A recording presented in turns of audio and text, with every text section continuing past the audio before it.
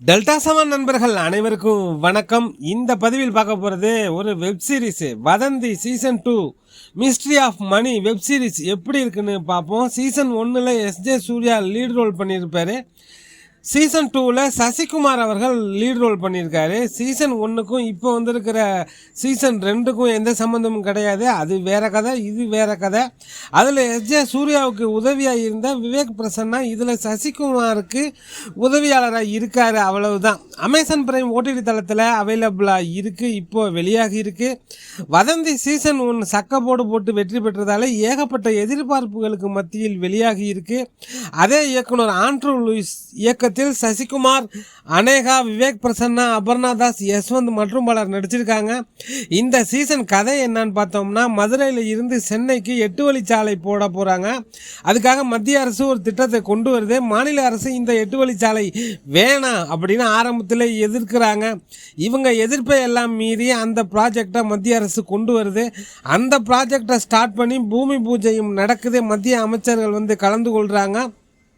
பூமி பூஜைக்காக ஜேசிபி வச்சு குழி தோண்டும் போது ஒரு மனித எலும்புக்கூடு ஒன்று கண்டெடுக்கப்படுது. அபசகுணமாயிட்டேன்னு குய்ய முயன்னு கத்த விஷயம் சீரியஸ் ஆகுது. மத்திய மாநில அரசுகள் மோதல் ஆகுது. சோசியல் மீடியாவிலேருந்து நேஷனல் மீடியா வரைக்கும் இதை பரபரப்பாக தலைப்பு செய்தியை ஆக்குறாங்க. இந்த ப்ராஜெக்ட் வர்றது பிடிக்காம யாரோ இதை திசை திருப்புற மாதிரி இதை தடுக்கணும்னு இந்த எலும்பு கூட இங்கே கொண்டு வந்து புதைச்சிருக்கதா சொல்கிறாங்க. மத்திய அரசு இவங்க ஆரம்பத்தில் வேணான்னு சொன்னாங்க. மாநில அரசு அது மீறி கொண்டு வந்ததுனால இதை ஒரு சதி திட்டமாக தீட்டு இந்த எலும்பு கூட இங்கே கொண்டு வந்து போட்டிருக்காங்க அப்படின்னு மத்திய அரசு மாநில அரசு மீது குற்றம் சாட்டுது. மாநில அரசு எங்களுக்கு என்ன இதான் வேலையா, அந்த எலும்பு கூடு எப்படி இங்கே வந்ததுன்னு தெரியல, அது யார் என்னன்னு நாங்கள் விசாரிச்சுக்கிட்டு இருக்கோம், நீங்கள் வேற அப்படின்னு சொல்கிறாங்க. அதெல்லாம் சரி, இந்த எலும்புக்கூடு யாருது, இவங்க எதுக்காக கொண்டு வந்து புதைக்கணும், அப்படின்னா இறந்து போனது யார், கொலையா அப்படின்னு விசாரிக்கும் போது இந்த எலும்புக்கூட புதைச்சி 2.5 வருஷம் ஆகுதுன்னு ஃபாரன்சிக் டிபார்ட்மெண்ட்டு தெரிவிக்கிறாங்க. உடனே மாவட்ட எஸ்பியான அனேகா பனிஷ்மெண்ட் டியூட்டியில் இருக்கிற ஹீரோவான சசிகுமார் கிட்ட இந்த கேஸை விசாரிக்க சொல்கிறாங்க. சசிகுமார் இந்த கேஸை தீவிரமாக கவனம் எடுத்து விசாரிக்கிறாரு. அந்த எலும்புக்கூடு கண்டெடுக்கப்பட்ட இடத்த தோண்டி பார்க்கும்போது அதில் ஒரு கை ஒன்று அந்த எலும்புக்கூடில் மிஸ் ஆகிடுது. அதையெல்லாம் தோண்டி எடுத்து பார்க்கும்போது டிஎன்ஏ டெஸ்ட்டில் அதெல்லாம் ரிசர்ச் பண்ணி பார்க்க அந்த எலும்புக்கூடு யார், அங்கே அவங்களோட உறவினர்கள் யார் அப்படின்லாம் கண்டுபிடிக்கிறாரு. ஆனால் கொலை பண்ணது யார் அப்படின்னு தெரியல. ஒரு எலும்புக்கூடு இல்லை, 2 எலும்புக்கூடுகள் அங்கே கண்டெடுக்கப்படுது. அந்த 2 பேரை யாரை கொலை பண்ணது அப்படிங்கிறது தான் இந்த வெப்சீரிஸோட மொத்த கதை. சசிகுமாரோட அனுபவமிக்க நடிப்பு வெப்சீரிஸுக்கு பெரிய பலம்.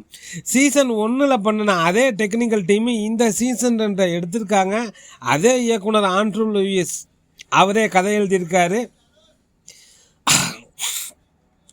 எடுத்துக்கொண்ட கதாபாத்திரங்களை மற்ற நடிகர்கள் எல்லோருமே நிறைவாக செஞ்சுருக்காங்க.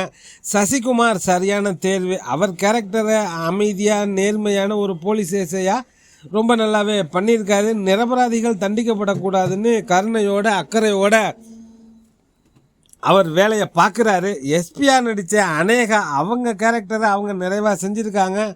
மலையாளத்தில் தான் இந்த மாதிரி பவர்ஃபுல்லான லேடி கதாபாத்திரங்களை வைப்பாங்க. இந்த வதந்தி சீசன் 2லையும் பவர்ஃபுல்லான லேடி கதாபாத்திரங்களை உருவாக்கியிருக்காங்க. கருடன் கதாநாயகி ரேவதி சர்மா அவங்க கதாபாத்திரத்தை நிறைவாக செஞ்சுருக்காங்க. யஸ்வந்த் அவருமே ரொம்ப நல்லா பண்ணியிருக்காரு. விவேக் பிரசன்னா சீசன் 1ல் பண்ணின மாதிரி இதுலேயும் எடுத்துக்கொண்ட கேரக்டரை சுவாரஸ்யமாக காமெடியாக பண்ணியிருக்காரு. ரொம்ப சூப்பரான வெப்சீரிஸாக குறைய இல்லையா அப்படின்னு கேட்டால் இதுலேயும் சில குறைகள் இருக்குது.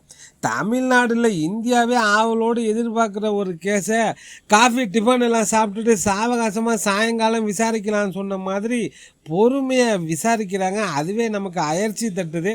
மொத்தமாக 8 எபிசோடு 5.5 மணி நேரம் டியூரேஷன். ஒவ்வொரு எபிசோடு முடிவுலையும் கேஸ் நெருங்கிட்டாங்களான்னு பார்த்தா மறுபடியும் முதல்ல இருந்து வராங்க. கடைசி எபிசோடில் தான் மர்ம முடிச்சுகள் அவிழுது. அது வேற போட்டு குழப்பி வைக்கிறாங்க, நம்மளை குழப்பணும்னு.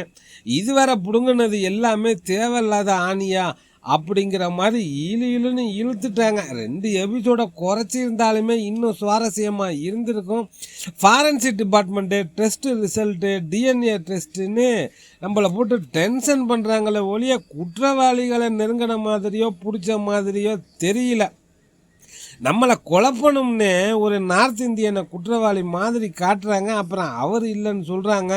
சீசன் 1 எஸ்ஜே சூர்யா தூக்கம் கெட்டு குற்றவாளியை தேடி அலைஞ்ச மாதிரி இதில் சசிகுமார் தூக்கம் கெட்டு அலைகிறாரு. கிளைமேக்ஸ் ரொம்ப கொடூரமாக இருக்கே, அதிர்ச்சியாகவும் இருக்குது. இவ்வளவு பக்கத்தில் இருக்கிற குற்றவாளிகளை எப்படி இவ்வளோ நாளாக போலீஸ் பிடிக்காம விட்டாங்கன்னு கேள்வியும் வருது. அவங்கள ஆரம்பத்தில் சசிகுமார் கூப்பிட்டு விசாரிக்கிறாரு, அப்புறம் நம்பி அனுப்பி வச்சிடுறாரு. ஏதோ 8 எபிசோட புல்ல பண்ணணும்னு போட்டு இழுன்னு இழுத்த மாதிரி இருக்குது. ஒரு ஆவரேஜ் வெப்சீரிஸ் தான் பார்க்கணுன்னு நினைக்கிறவங்க பாருங்கள். அமேசான் பிரைம் ஓடிடி தளத்தில் வெளியாகி இருக்கே, பார்க்கணுன்னு நினைக்கிறவங்க பாருங்கள். டெல்டா 7 நண்பர்களுக்கு நன்றிகள் பல.